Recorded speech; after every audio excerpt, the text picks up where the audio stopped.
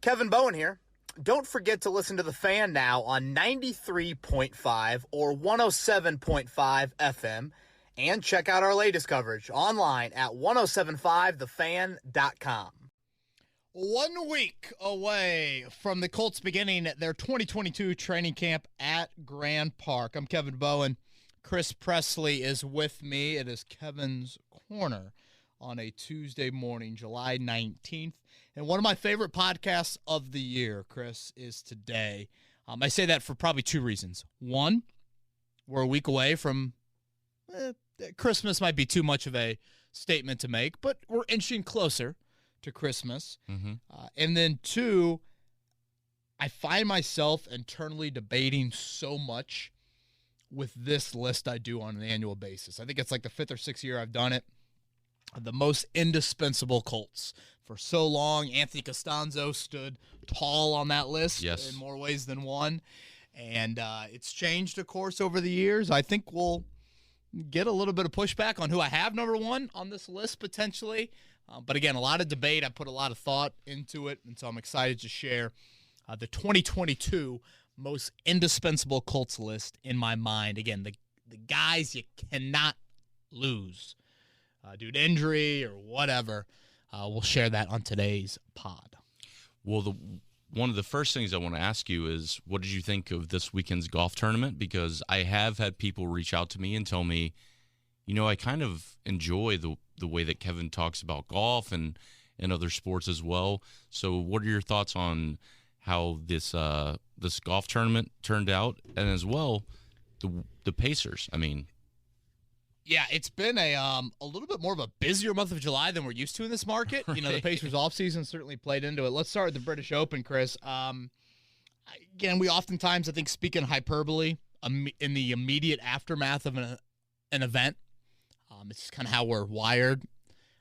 The back nine from Cameron Smith was one of the greatest back nine performances you'll ever see in a major. This will sound weird to some people because I'm such a Tiger Woods fan. And to be fair, Tiger didn't put himself in a whole lot of these moments or these positions because Tiger often was a front runner and would, pretty much after 54 holes, you could start engraving the trophy then. Tiger Woods never did this. Has never done it. I hate to speak in past tense. It is unbelievable what Cameron Smith did. The birdies on 10, 11, 12, 13, 14. If you know St. Andrews, you've got to get those first 5 holes in the back nine. That's when it gets really difficult, starting at 15 and 16 and 17. And he did that. And then also just to do it in that theater. 99% of that gallery is cheering for Rory McIlroy. Some terrific camera shots of NBC, and the kid has got his double fingers crossed and, cheering for Rory. I don't know if I said this to you, Chris, but I think I was talking to my good friend Brian on Saturday of we love Tiger, or at least I think we love Tiger here in the States. He, gets the most cheers or whatever. They love Rory 10 times more than we love Tiger. Right. He is their son. And imagine yourself in the Indianapolis Motor Speedway and picturing the cheers for Tony Kanaan and Elio Castroneves and Ed Carpenter all into one. And that's what you get with them and Rory. So Hollywood, though, Cameron Smith had no time for that. He was going to ruin that script, and he did that with that 64. And the Pacers, Benedict Mathurin, you've heard me say it. I've got a crush on him.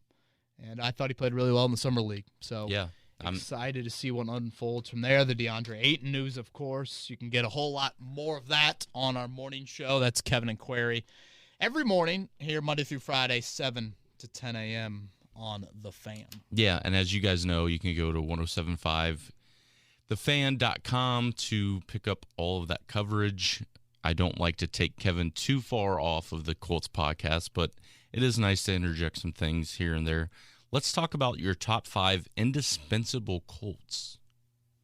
And let's do reverse order on this. Okay? We're going to go reverse order, so we're going to start with DeForest Buckner. So this is a 5-1 list. And I guess at the end, Chris, I'll mention some names that just missed in my eyes. But let's start with DeForest Buckner. I'd say in years past, Chris, I've probably had him a little bit higher on the list. I think the presence of Yannick Ngakoue pushes him down just slightly. But still, at the end of the day, it is very rare to see a guy, in Buckner's case, play the position he does at defensive tackle and be as durable and consistent as he is. So that is why I will go with DeForest Buckner here at numero 5. Okay. Obviously, Jonathan Taylor. If you listen to, and you should always go back and listen to the podcast for the morning show. Jonathan Taylor was rated, what, a 90-something on Madden? A 90? So I had it wrong this morning. I said 92. That, I guess, was last year.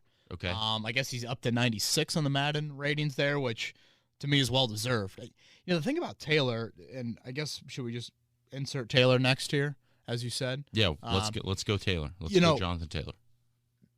Chris, I wrote a story on him, I think a couple of weeks ago now, and I forgot until I looked it up.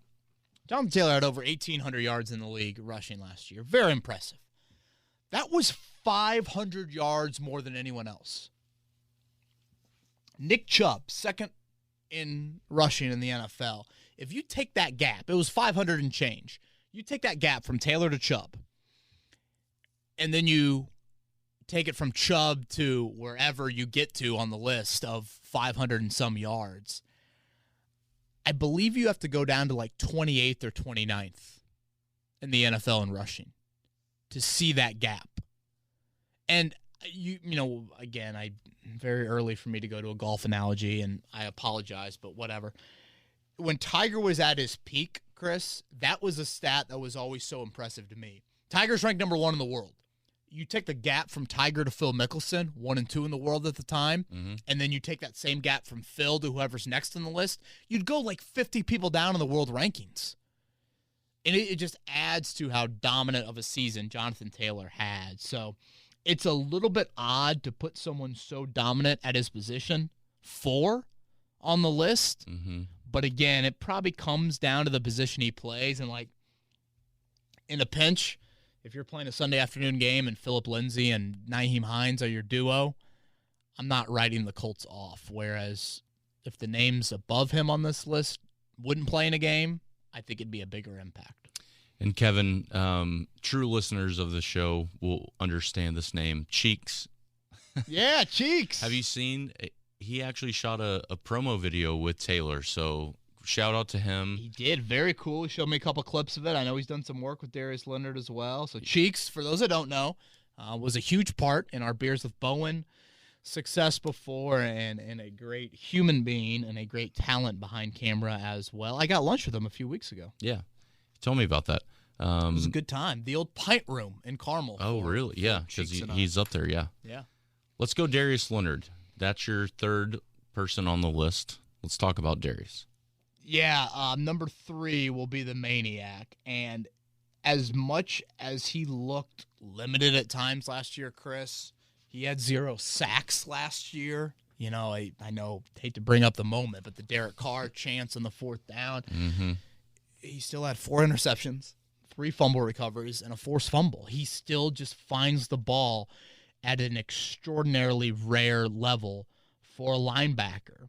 And I know a lot of people point to that Arizona game on Christmas with so many guys missing due to COVID and EJ Speedstep in the lineup. If you were to extrapolate that out to a 17-game season, you would feel the loss of Darius Leonard. And think back to just one play he makes in a game that either changes a game or stops a big drive from an opposing team. Those are the plays that linebackers just don't make, and yet he makes them. So I think all the attention we had back in the spring, which is just a little bit over a month ago, of his weird injury situation, it's deserved because, again, he's different than Bobby Okereke. He's different than EJ Speed, Anthony Walker.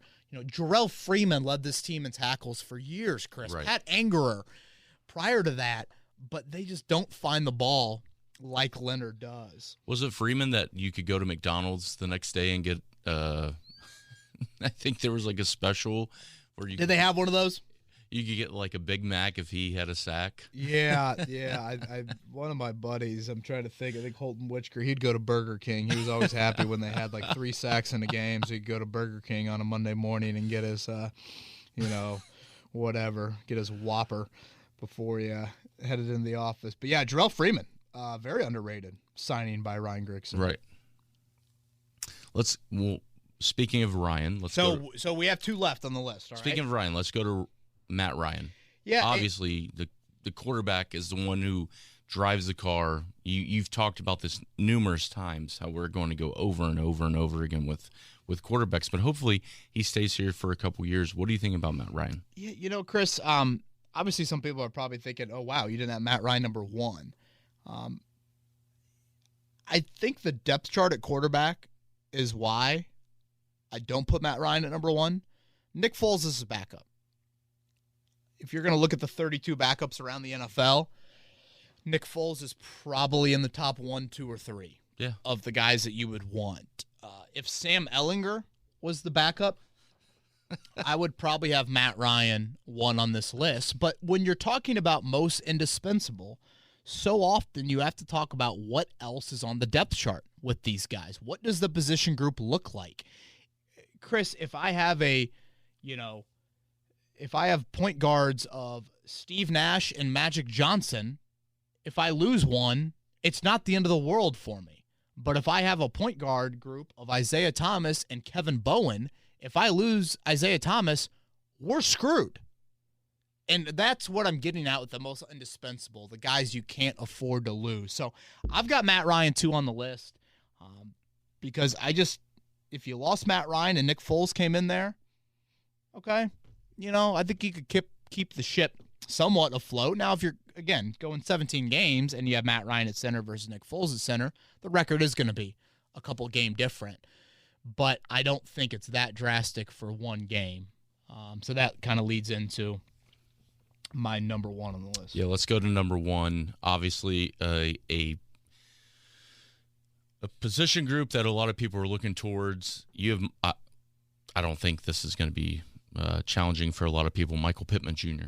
Yeah, I assume some would say Matt Ryan 1, but I'm going to go with Michael Pittman 1. And I debated it, but I didn't debate it that much. To me, I think Michael Pittman is the most indispensable Colt this year. Look at the depth chart. Look at it at wideout. Look at it at tight end. Chris, you have very, very little proven guys. My co-host Jake Query asked Joel Erickson this morning a very interesting question about, I brought up Stephon Gilmore and just playing time, how much playing time Gilmore will have at 32 years old, being an injured guy in the lower body the last couple seasons. And Jake asked Joel, as playing time increases for this player, who is that player that maybe you worry about a little bit? And the name that Joel mentioned was Mo Alley-Cox. We've yet to see a number 1 burden on Mo Alley-Cox's shoulders. And we've seen flashes of it. We've seen 2 or 3 games. I feel like it often happens early in a season where Mo really shows out, but then you just don't see it sustain. Now, again, Jack Doyle is no longer here, so you're going to need Mo more consistently. But that's what I'm getting at with how important Pittman is. He's a 1,000-yard wideout. No one else on this team has ever sniffed that. And then think about how great of a blocker he is. Pittman is not, T.Y. Hilton was not a guy that was on the field for every single snap. Yeah. Michael Pittman is on the field for virtually every single snap. And now with Zach Pascal gone, there's a strong blocker. Jack Doyle's gone, there's a strong blocker. Pittman is going to be even more important. And to me, there's a trickle-down effect with if you lose Pittman, that impacts your quarterback. Where now all of a sudden Matt Ryan is hurt big time with that loss. So I think it might surprise some that I didn't put Matt Ryan number 1 on the list. But when I thought about it, I didn't have too much of a debate.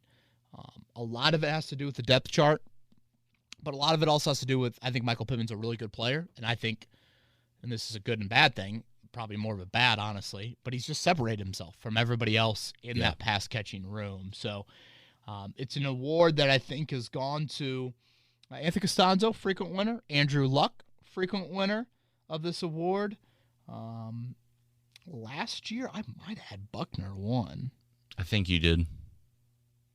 And this year, it will go to Sticks, right? Is that what they call people that wear number 11? Yep. And Michael Pittman.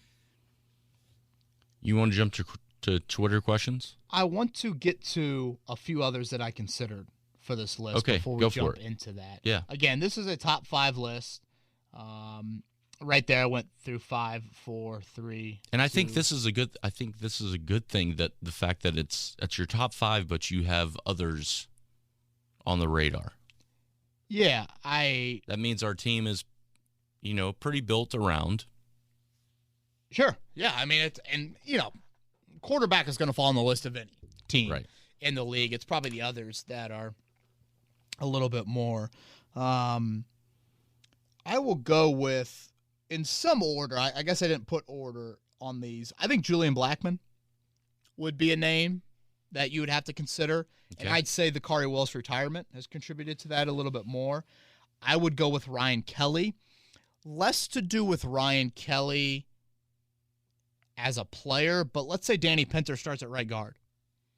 If Ryan Kelly gets hurt, Danny Pinter's got to move over to center, and now you've got to find a new right guard.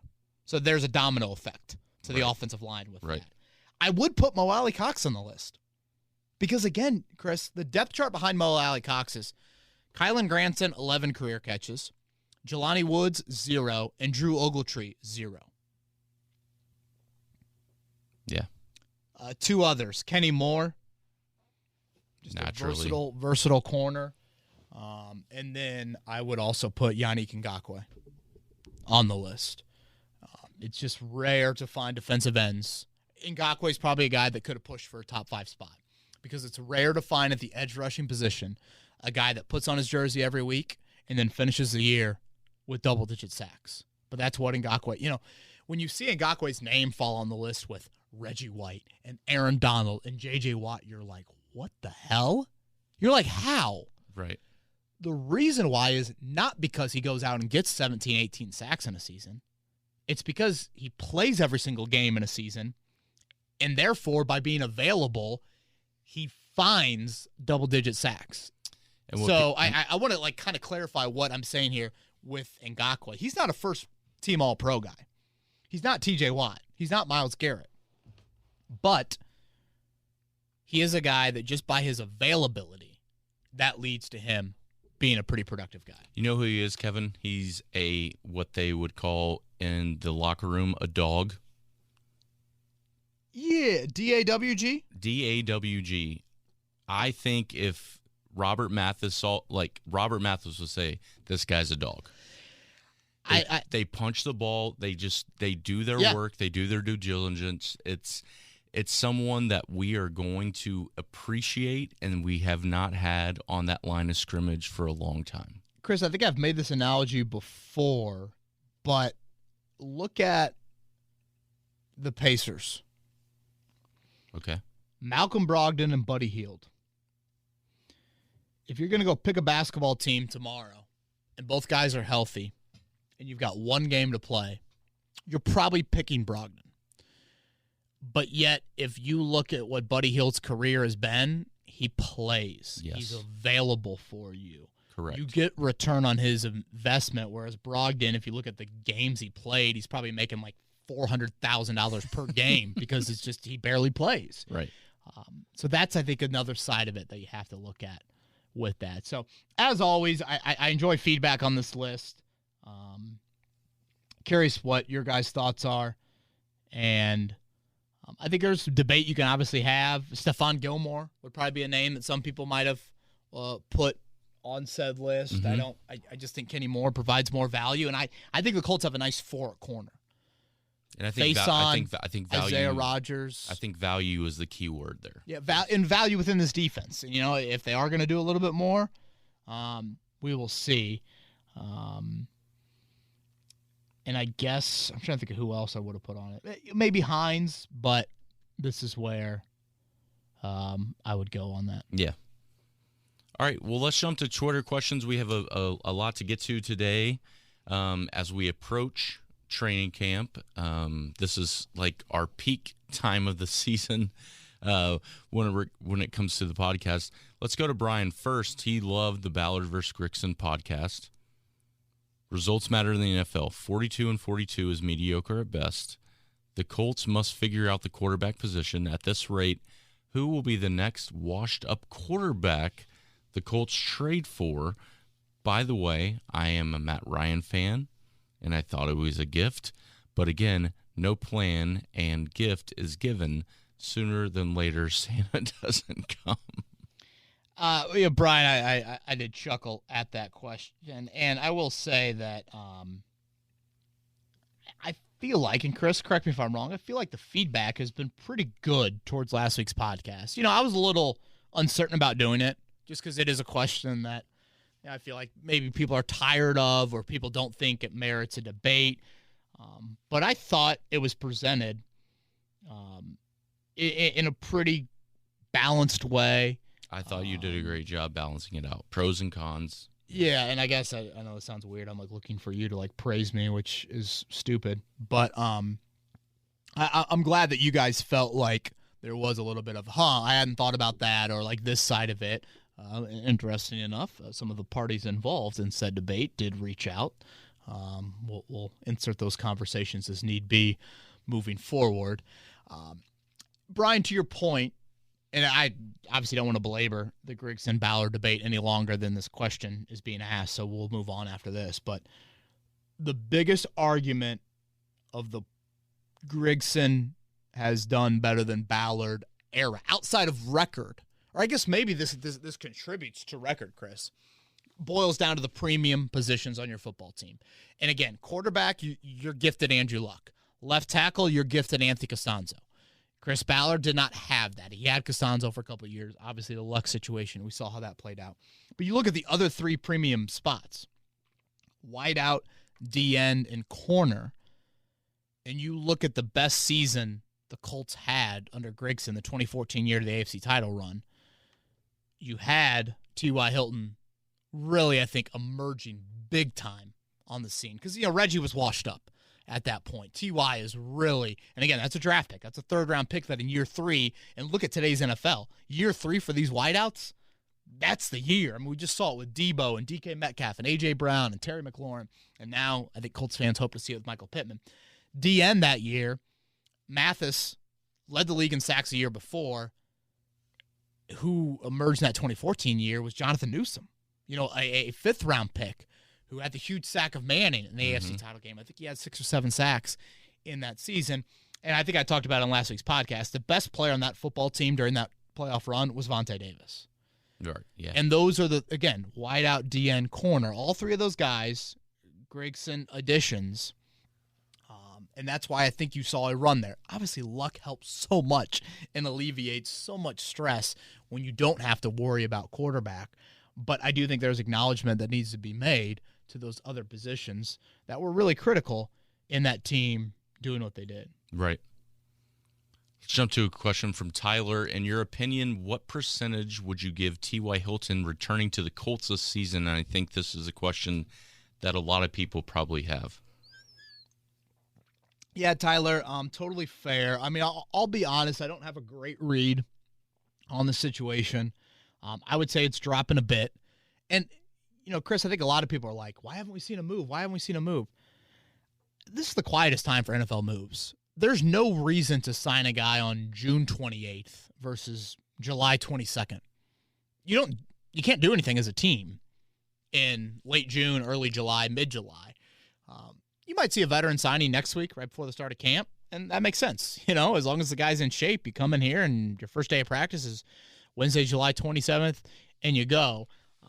I'm a firm believer that the Colts need to get to like August 8th or 10th, somewhere around that range, and then you got to make a hard decision of saying, all right, we need to get a vet in here, and we need to have 3 weeks to get that guy up to speed because we know what the start of the season means to this franchise, as it should. Right.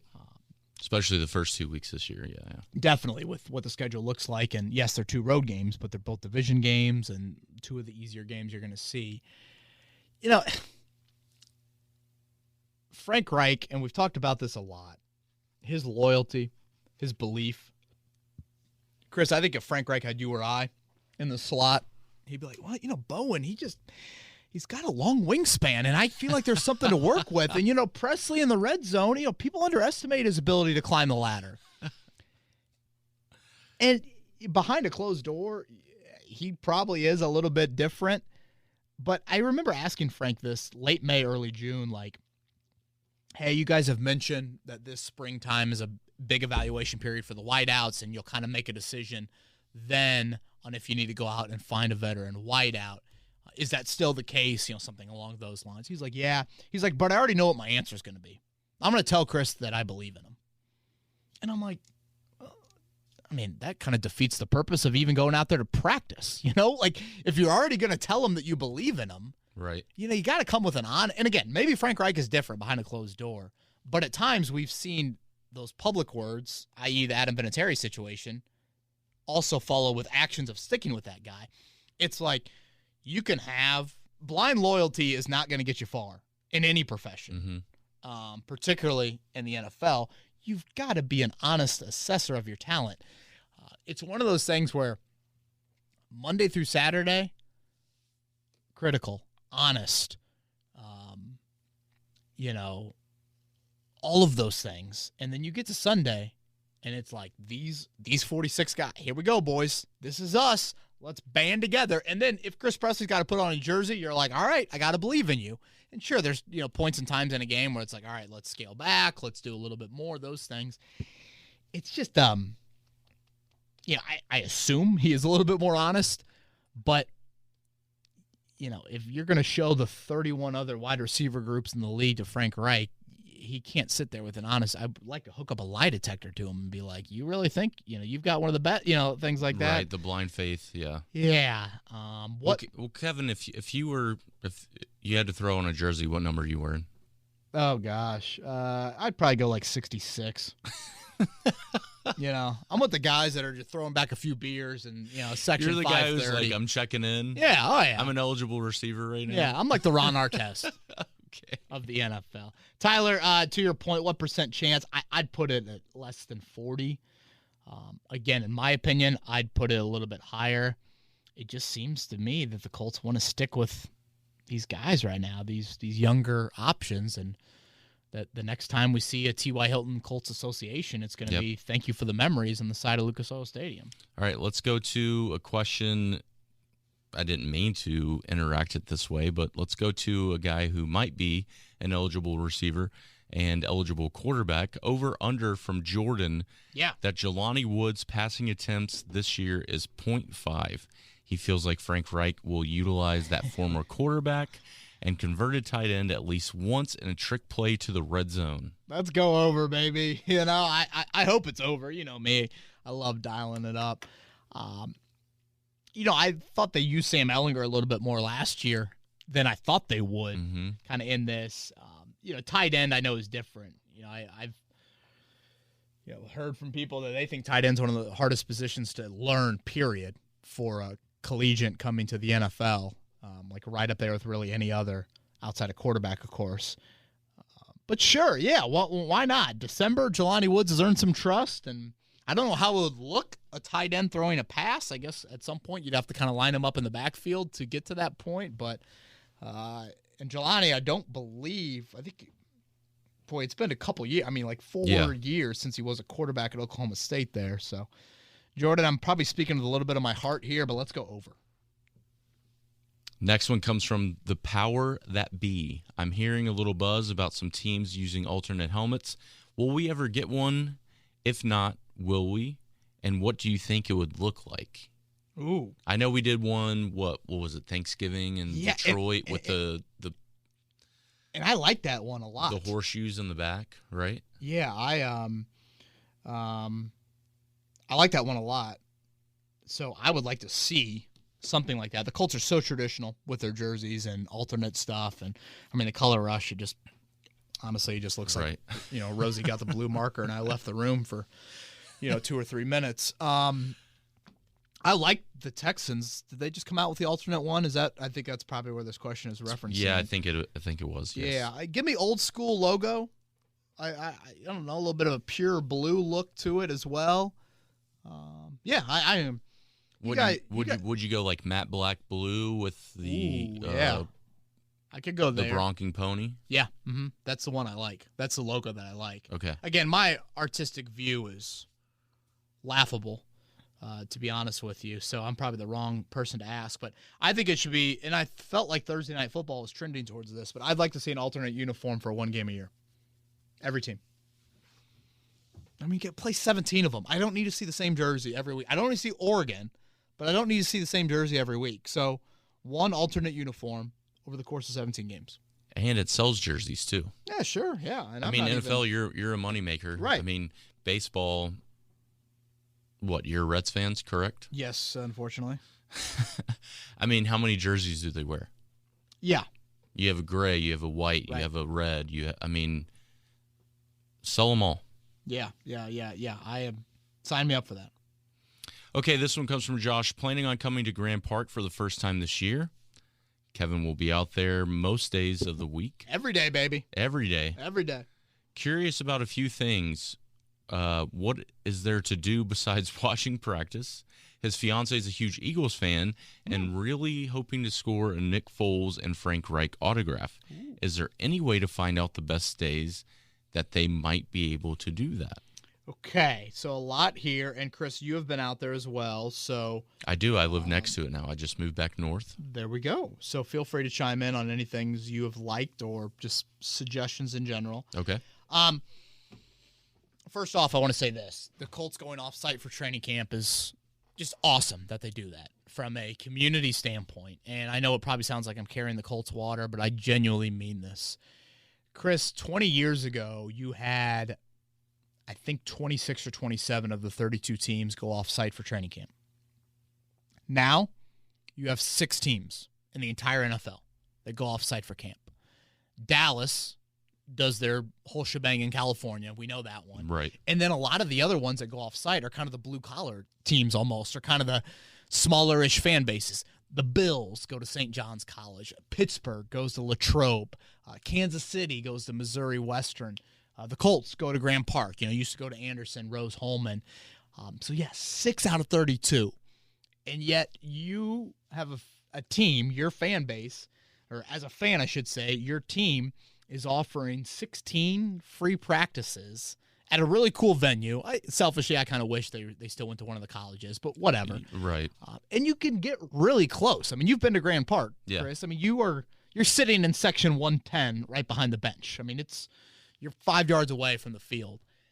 How they've done autographs in the past, and autographs have changed with COVID and whatnot, but I think they're now back to normal. I believe offense signs one day, defense signs the other.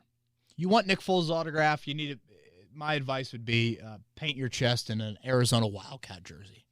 Something just astronomical to get his attention. You got to stand out, certainly. You got to yell weird things, probably.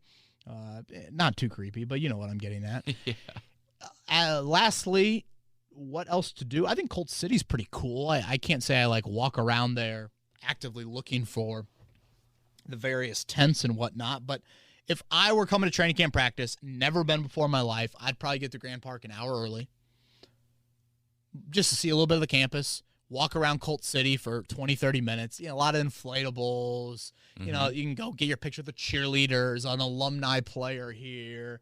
I'm sure there's some season ticket stuff. I'm sure Blue will be out there as well. Good food and drink. Usually there's some local component to some of the food and drink. Yep. There's specific days they often have as well, kind of community days. And anything else that you've been out there that you've noticed? Well, I think ironically, since you guys or your wife, Josh, is a Birds fan, Birdie's Golf Course. It's a little putt-putt course out there, close. There's a lot of things to eat and drink and go around. So the entire area has developed because of Grand Park. Westfield has grown immensely because of Grand Park. Yeah. Mm-hmm. And again, it's a cool venue in itself because it's so vast. Right. But I also think the fact that it's something to where for free you're getting within earshot of the player. I mean, if you spend $200 on an NFL ticket, you're still not within 5 yards of the field. You got to spend a whole lot more than that. So, I think it's really cool. Kevin, we're going to jump to a question from Charles. Pending a Super Bowl victory, we will most likely be in the market for another quarterback for the future. Doesn't know how early, but do you have eyes in terms of a quarterback prospect in 2023, or do you think that we will see another quarterback shuffle like we did this last offseason, mostly with new guys, Lamar Jackson, Kyler Murray, Tua Tagovailoa?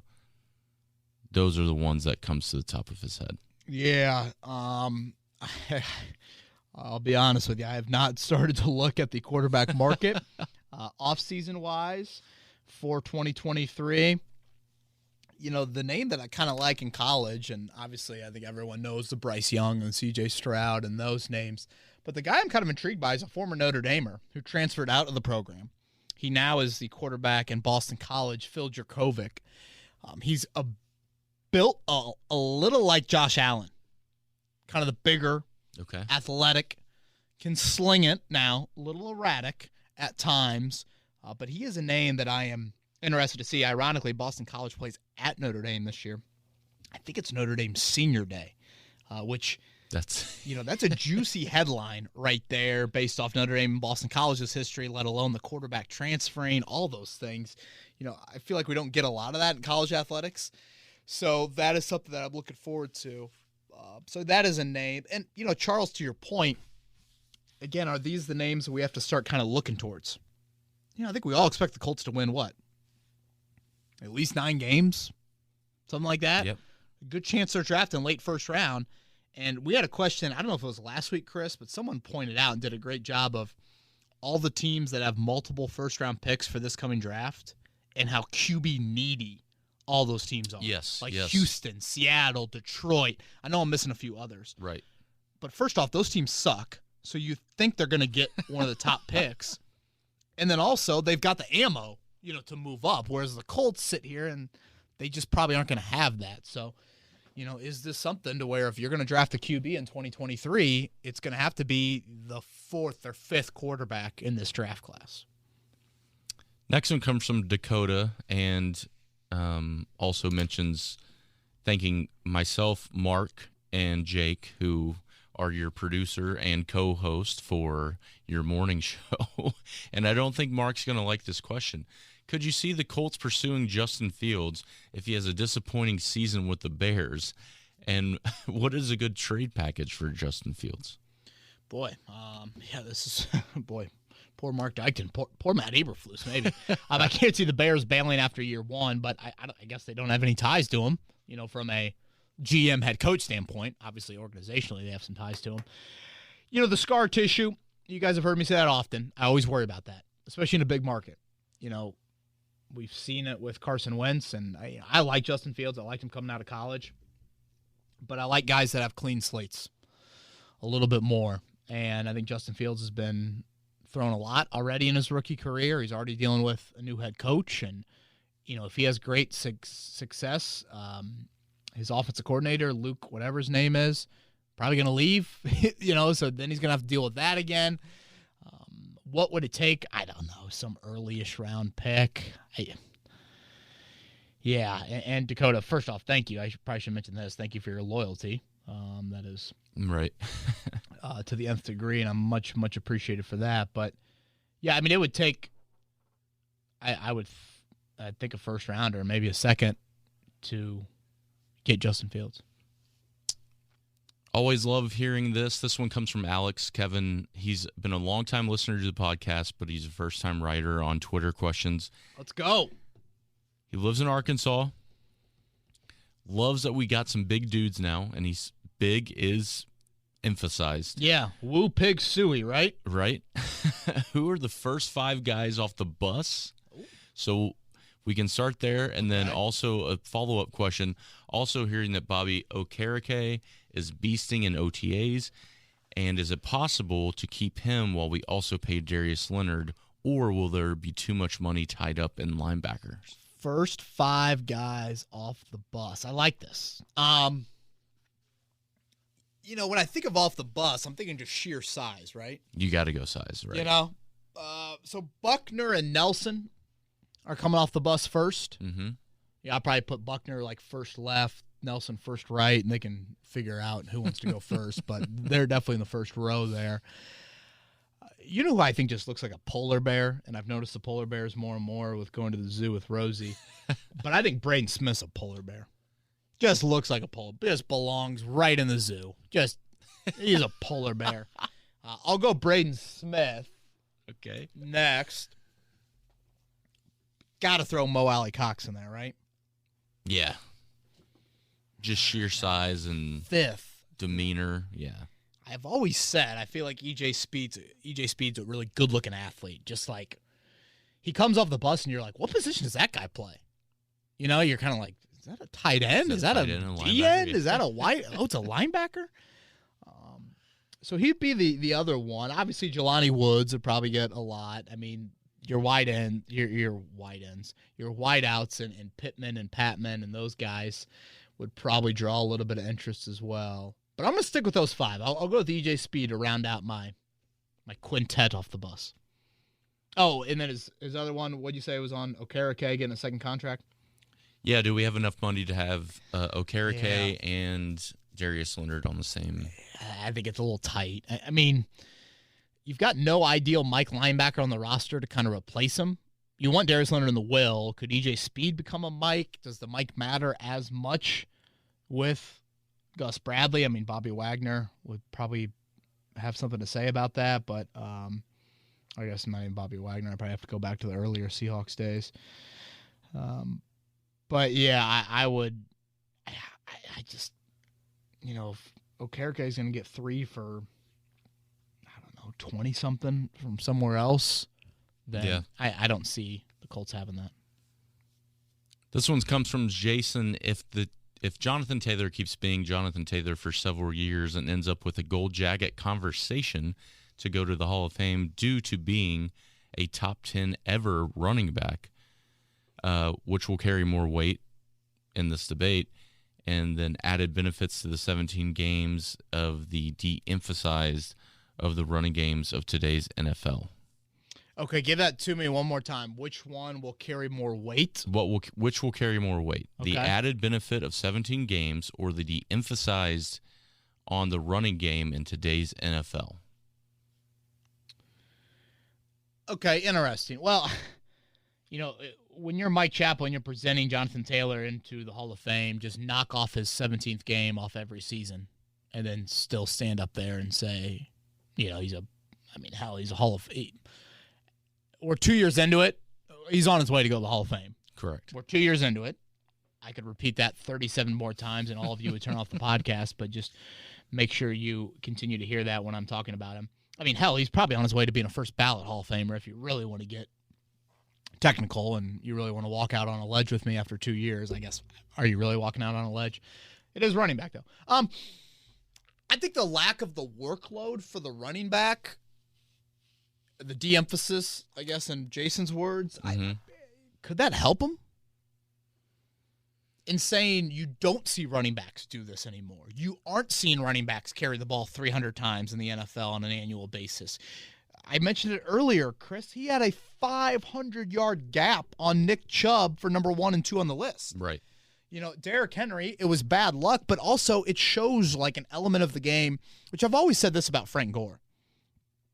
I think the Hall of Fame has a component of longevity in professional football that has to be acknowledged. I could say that about all sports, but particularly in football. Football wears you out physically, mentally, unlike any other sport. It's gladiator-like. It's why we love it. So I think that matters. So I would say that you could turn that into a pro with that one there. I mean, the bus, he said that he used to have to crawl down the steps Monday and Tuesday to just go to practice. Like, those must be some big steps. Those guys. Can you imagine Jerome Bettis? You imagine if someone lived below him? It's like, well, Jerome, you should probably not sleep on the second floor, but yeah, well, like it takes a toll on your body, your certainly. knees and your hips and your back. That's why it matters to me. Yeah. The longevity. Okay, from Steven, the 3 most important positions in Matt Eberflus's system were the slot corner, will linebacker, 3 technique. What are the 3 most important positions for Gus Bradley's scheme, and how comfortable are you with the depth at those positions? Yeah, it's a good question, Steven. I'd probably throw kind of a roaming safety in there. I mean, I still think the three positions you mentioned are very important. The one I'd probably say is different is that Leo position that we've talked about. It's more the pass rush centric defensive end. Yannick Ngakoue would be the guy there. The depth I don't like at that position, but I like Ngakoue at that position. And then I'm curious, can I put it on hold? I'm just curious to see about safety. Again, depth at safety, a little bit up in the air, but if Julian Blackmon can give you some of that, he's a really good player. Okay, 4 more. Why bother sports? This is kind of a fun question. If you could trade for one player from each AFC South team, who would you pick? But the stipulation from this question is you have to give up roughly the equal value for the same position. Only players can swap to be allowed, i.e., if you trade Trevor Lawrence to the Jaguars, you have to give them Matt Ryan, et cetera, Josh Allen at the end, so. That's interesting. Boy, under those circumstances, I don't know if I trade for many, Like, is there a great left tackle? Is Cam Robinson, a good enough left tackle? Taylor Lewan? I'm trying to think. The Titans have Harold Landry. Would I trade Yannick Ngakoue for Harold Landry? I'd probably trade him for Harold Landry's contract because it's X amount of years moving forward, whereas Ngakoue is a free agent. I love Robert Woods on this football team, but I'm not giving up Michael Pittman for him. Correct. I mean, the guy who did the Jets took Sauce Gardner and Houston took Derek Stingley Jr., is that right? Mm-hmm. So, yeah, I take Stingley Jr. I'd trade Stephon Gilmore for Derek Stingley Jr. in a heartbeat. Okay. But basically, I think about this question, I just think the AFC South sucks. It's just a horrible division. It's just a bad, bad football division. Which is why week 1 and 2 are so massive. Put the AFC South on True TV and put the AFC West on CBS. It's back during the March Madness, and it's right. Give me every AFC West game on there, and then make me scroll to True TV to find Jags versus Texans. Okay, we cannot have a podcast without an Andrew Luck question, so this one comes from Drew. Which set the Colts back more, Andrew Luck retiring or the Carson Wentz trade? Oh, well, without a doubt, Luck retiring.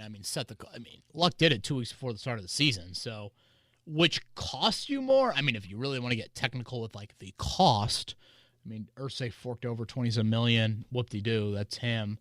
Obviously, it cost you a first-round pick in the Carson Wentz deal. So if you want to go there, you get a little technical. But, again, Luck's timing of it. If Luck retires in February, Chris, right, you at least have a March and April free agency draft to maybe do something differently. It wouldn't have altered things too much, but it could have got you in a position to at least have another offseason.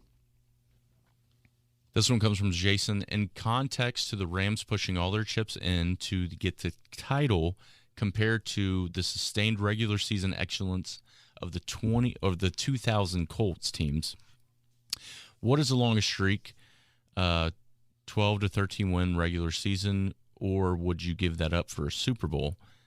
Before that being said, a lot of great seasons. Wouldn't like to give up one just for one championship. Okay, so the debate here is a bunch of good regular seasons versus one Super Bowl? Correct. Yeah, give me the Super Bowl. You have to have the Super Bowl, right? Yeah, I want to win. Got to get the ring. Yeah, give me the parade. Give me the joy. The 1 year of basking in it. Did you go to the run, parade? the build-up. I did not go to the parade. Where was I? Was I in college? No, you would have been high school. like a junior. Yeah, high school. I hate to say this, but I was probably in high school. Actually attending high school that day. Yeah, it's interesting because honestly, the Colts, let's say you take out that Colts Super Bowl, right, and you just say they go on that run, but then would you rather watch that, or would you rather be an Eagles fan and see the Super Bowl they had a few years ago? Absolutely. I'm sure there are people out there that would take the regular season run, which are great. Darts to the dartboard. You guys hear me say that all the time. Don't take that for granted. The NFL's filled with parity, all of those things. But hoist the Lombardi to steal one from Chuck. You always have to take the ring. Okay, from Gary, we got two more left. Reggie Wayne, Cato June, back in the office. They're obviously Colts. Greats. Colts greats and coaches now. Yeah. He feels like, are we taking Colts favorites and choosing nostalgia over picking the best Colts or best coaches that are out there? Yeah, Gary, I understand where you're coming from, but I like the ex-player vibe. It's a little collegey, but I think you needed something different. You know, Yeah. You guys have heard me say it, inject life. You needed something different, so I'm good with it. Last one comes from Cody. He has a fun summer question for the podcast. A couple weeks ago, you broke down the potential 53-man roster. He wants to know, if you take it a step further, what are your all-time Colts 53-man? What would your all-time 53-man Colts roster look like? Whew. Yeah. And thanks for everything you do as a Colts fan. Hope your family is doing well. Well, Cody, I appreciate that, and it's probably fitting you put in there. I hope the family's doing well, because if I sat down and broke down a Colts 53-man roster from 1984 to now, or even dating back further, I don't know if I'd have the family much longer.